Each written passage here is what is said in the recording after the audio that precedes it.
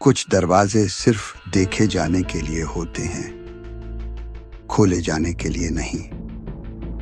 मेरा नाम अर्जुन मिश्रा है। पेशे से मैं एक पुरातत्वविद हूँ। मेरा काम है प्राचीन सभ्यताओं और पौराणिक स्थलों का अध्ययन करना।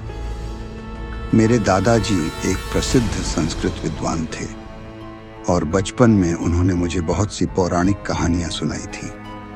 लेकिन एक कहानी ऐसी थी जिसने मेरे जीवन को हमेशा के लिए बदल दिया।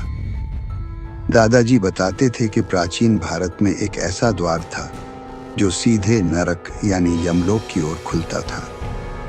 यह द्वार साधारण मनुष्यों से छुपा हुआ था और उसकी रक्षा स्वयं यमराज के सेवक करते थे। यह द्वार केवल उन्हीं के लिए खुलता था जिनका जीवन अब समाप्त होने वाला हो, या जो मृत्यु के द्वार को खुद ढूंढते थे। मुझे यह कहानी बचपन में कल्पना जैसी लगती थी, लेकिन जब मैंने एक पुरानी पांडुलिपि पढ़ी जिसमें नरक द्वार का वर्णन था, तो मेरा दिल इस रहस्य को खोजने के लिए बेचैन हो उठा।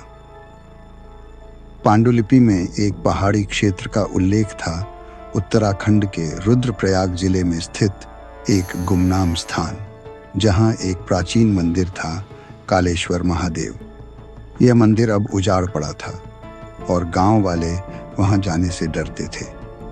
मैंने अपने 2 साथियों सौरभ और रेखा को साथ लिया और हम तीनों निकल पड़े उस स्थान की ओर। जब हम गांव पहुंचे तो वहां के बुजुर्गों ने हमें चेताया, उस मंदिर में मृत्यु की छाया है, वहां जाने वाले कभी लौटकर नहीं आते। हमने उनकी बातों को अंधविश्वास समझा और मंदिर की ओर बढ़ गए। मंदिर की स्थिति बहुत ही खराब थी। दीवारें टूटी हुई, शिवलिंग पर बेलपत्र सूखे हुए और चारों ओर वीरानी थी। लेकिन एक अजीब सी बात थी, मंदिर के अंदर बहुत ठंड थी, जबकि बाहर धूप तेज थी। ऐसा लग रहा था जैसे वहां समय ही रुक गया हो। हमने वहां खुदाई शुरू की और 3 दिनों के भीतर ही हमें मंदिर के गर्भगृह के नीचे एक बड़ा सा शिला द्वार मिला।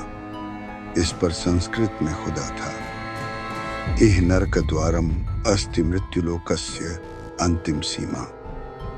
रेखा डर गई और वापस लौटना चाहती थी, लेकिन मैं और सौरभ रुक गए। हमने उस द्वार को धीरे धीरे खोला। जैसे ही द्वार खुला, एक अजीब सी गंध हमारे नाखूनों में भर गई। नीचे एक लंबी सुरंग थी, अंधेरी, ठंडी और सड़ी हुई लाशों की बदबू से भरी हुई। लेकिन सबसे डरावनी बात थी, उस अंधेरे में एक अकेला दीपक जल रहा था, बिना तेल और बाती के। हम दोनों नीचे उतरने लगे। सुरंग की दीवारों पर चित्र बने थे। कुछ चित्रों में यमराज, चित्रगुप्त और यमदूत थे, लेकिन उनकी आंखें हमें घूर रही थीं। ऐसा लग रहा था जैसे वे चित्र नहीं, सजीव प्राणी हों। एक गुफा में पहुंचकर हमने देखा कि वहां हजारों आत्माएं कैद थीं। कुछ चीख रही थीं, कुछ रो रही थीं और कुछ बस हमें घूर रही थीं। गुफा के बीचों बीच एक पत्थर की मूर्ति थी, यमराज की, पर उनकी आंखें खुली हुई थीं, जैसे वे जीवित हों। मैंने मूर्ति के पास एक काले रंग की माला देखी, शायद किसी यज्ञ की या किसी शाप की। जैसे ही मैंने माला को छुआ, पूरा गुफा गूंजने लगी। AUM कालाय नमः, AUM मृत्युवे स्वाहा। दीपक की लौ नीली हो गई और हवा में सैकड़ों आत्माओं की चीखें भर गईं। तभी एक आकृति मेरे सामने प्रकट हुई, कंकाल जैसी, ऊंची और आंखों से आग निकल रही थी। उसने कहा, तू जीवित होकर नरक में आया है, अब तेरी आत्मा कभी मुक्त नहीं होगी। मैं डर के मारे भागा, लेकिन सौरभ वहीं खड़ा रह गया। उसकी आंखें अब सफेद थीं और चेहरा विकृत। वह बुदबुदा रहा था, मैं यम का दूत हूँ, मैं यम का दूत हूँ। मैं किसी तरह दौड़कर सुरंग से बाहर आया। दरवाजा अपने आप बंद हो गया। रेखा मंदिर के बाहर थी, कांप रही थी। बोली, तुम्हारी आंखें लाल हैं और तुम्हारे पीछे कोई है। मैंने पलटकर देखा, वहां कोई नहीं था, लेकिन मुझे आज भी लगता है कोई हर वक्त मेरी परछाई में चल रहा है। सौरभ कभी नहीं लौटा। गांव वालों ने कहा, अब वह नरक का पहरेदार बन चुका है। अब 6 महीने बीत चुके हैं।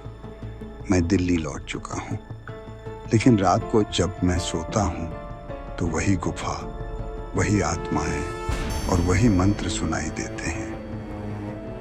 कई बार मेरी आंखों से खून जैसा लाल पानी निकलता है और मेरे कमरे का दीपक बिना जलाए जल उठता है। मुझे लगता है मैं नरक द्वार से तो लौट आया हूं, पर मेरी आत्मा अब भी वहीं फंसी है। सीख, कुछ रहस्य केवल ग्रंथों में ही अच्छे लगते हैं। अगर उन्हें छेड़ा जाए तो वे मौत से भी बड़ा शाप बन जाते हैं।